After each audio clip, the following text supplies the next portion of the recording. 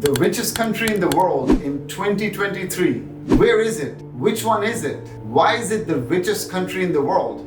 Are all the people there living in the glass penthouses and being served by their personal chefs? What's the daily life like over there, and how is it different from everywhere else? Do the people of the richest country consider themselves lucky?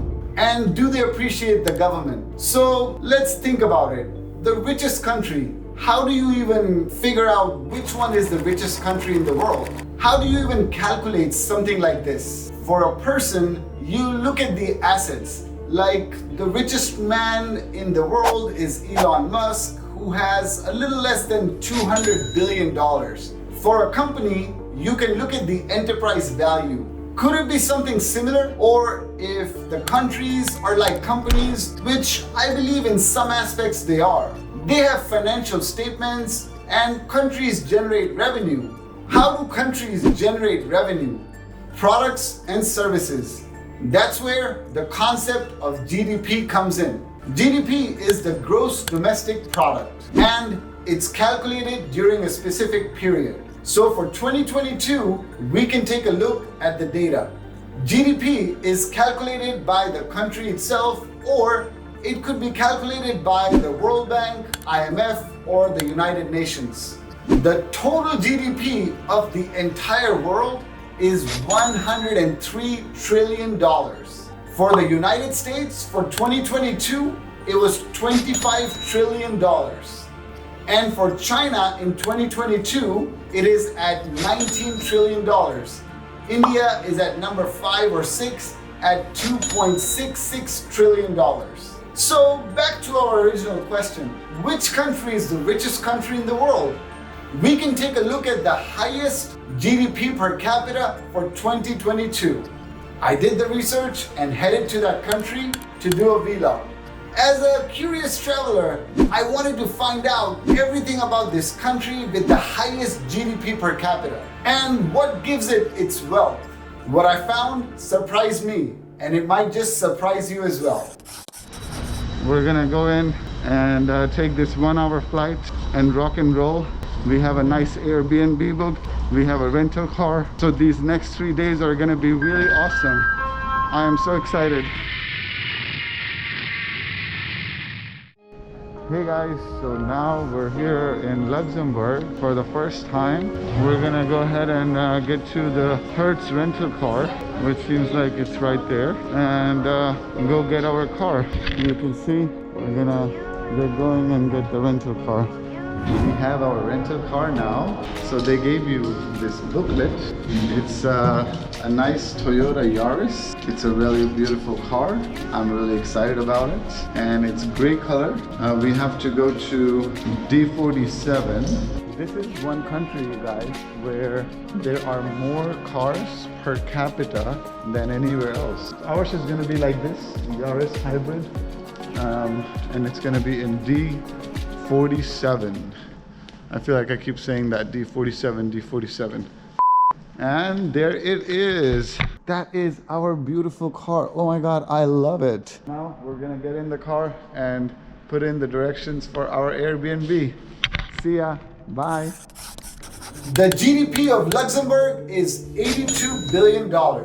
In comparison to the USA, it's minuscule, and it's ranked 71 out of the 190 countries that are registered with IMF. Also, the per capita GDP for this country is $121,000 approximately, and that makes it the world's richest country. So doing the calculations, 82 billion divided by $121,000, that means the population of this country would be only around 650 to 675,000 people. Let's think about what does GDP consist of. There are 4 key factors that make the GDP.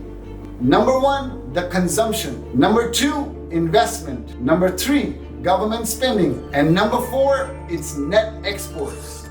So I'm here still in Luxembourg, one of the smallest countries in the European Union. So what we're gonna do is we're gonna keep walking straight, and over there is the huge palace, and once we keep walking straight, we're gonna be able to see a really nice, what do you call, Palace of Duke.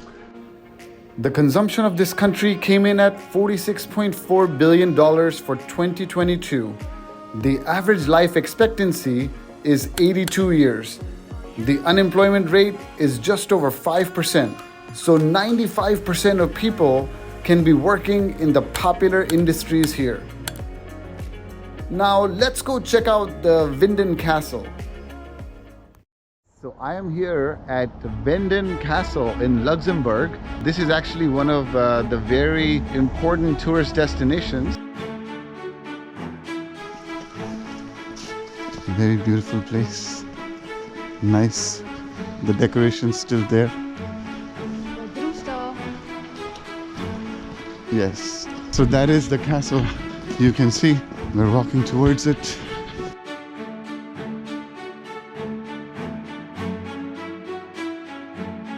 Castle. These are the kinds of clothes they used to wear because this gives them protection. These are the tanks, the small ones that they invented. And this is the full dress. If somebody was going on a gala dinner with a lot of people and enemies, then that's how they would do it. Ta-da! These are the pistols that they used to use back then.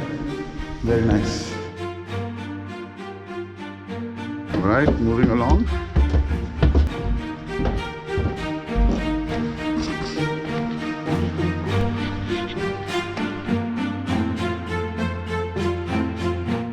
Now I'm about to show you guys something really pretty. Woohoo! This is the place of worship. This is where everybody used to gather during the morning time and the evening time and light these two candles.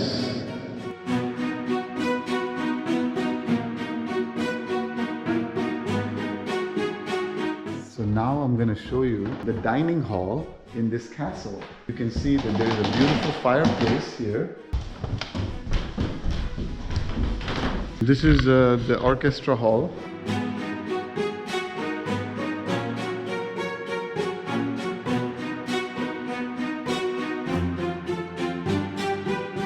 So this is where we conclude our tour to the Winden Castle.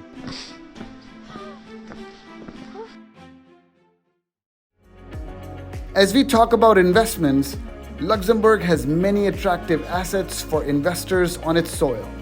It is one of the most open economies in the world, with few foreign exchange controls and foreign capital flowing very freely.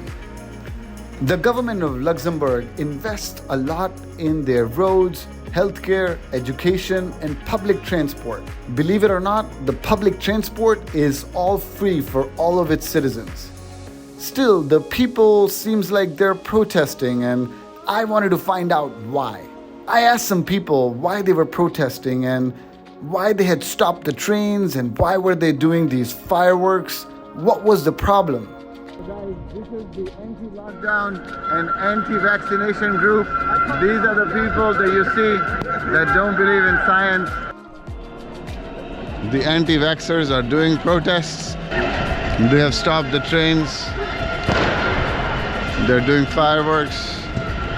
I know that lockdowns hurt a lot of people, but still sometimes they're mandatory. This is not cool and this shouldn't happen, but everybody's got a right to say what they want to. You just educate them. You show them the data. They can go protest, but doesn't matter. Vaccines are here to stay. Thank you guys. Luxembourg is an export-intensive economy. The country has traditionally imported a lot of its consumer goods, and it has exported the industrial products like steel. Exports now include chemical and rubber products and finished glass, and most profitable is still the financial services. Finally, as I leave this very unique country that has made the headlines for being the richest in the world, I feel like the reason, among others mentioned above, is its population compared to its powerful neighbors. This allows the government to be nimble like a startup and implement evidence-based ideas very easily. If you like this video and would like to be notified of more content like this, go ahead and hit that subscribe button. Until next time, goodbye.